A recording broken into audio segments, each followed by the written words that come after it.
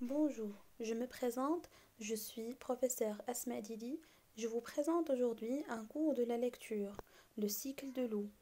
Alors, prenez vos livres. La première image, d'où vient l'eau? L'eau vient du ciel, des nuages, de la pluie. Très bien. Et qu'est-ce que vous voyez sur l'image que vous avez sur vos livres? Il y a des nuages, de la pluie, des montagnes et des rivières. Donc pour mieux comprendre l'image, on va lire le texte. L'eau passe par plusieurs étapes. L'eau de la mer chauffée par le soleil s'évapore.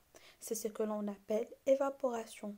Cette eau rejoint l'atmosphère sous forme de vapeur d'eau. L'air chaud et humide s'élève. En s'élevant, il refroidit et devient des gouttes d'eau qui forment des nuages. Cette eau contenue dans les nuages retombe sur la mer et sur la terre sous forme de pluie et sur la montagne sous forme de neige. L'eau est très importante pour toute la planète. Pour mieux comprendre le texte, on va expliquer les mots difficiles à travers des images.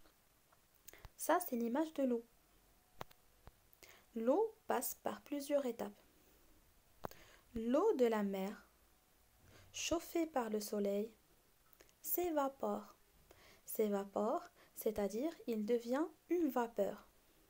C'est ce que l'on appelle évaporation.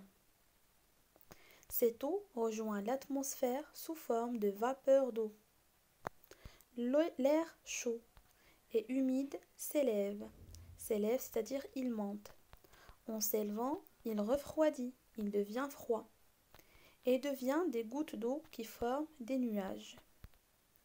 Cette eau, contenue dans les nuages, retombe sur la mer et sur la terre sous forme de pluie et sur la montagne sous forme de neige. L'eau est très importante pour toute la planète. Pour mieux comprendre le texte, on va faire un petit schéma. Donc, tout d'abord, nous avons l'eau. L'eau chauffée par le soleil devient une vapeur. C'est ce que l'on appelle l'évaporation. Donc l'eau devient une vapeur.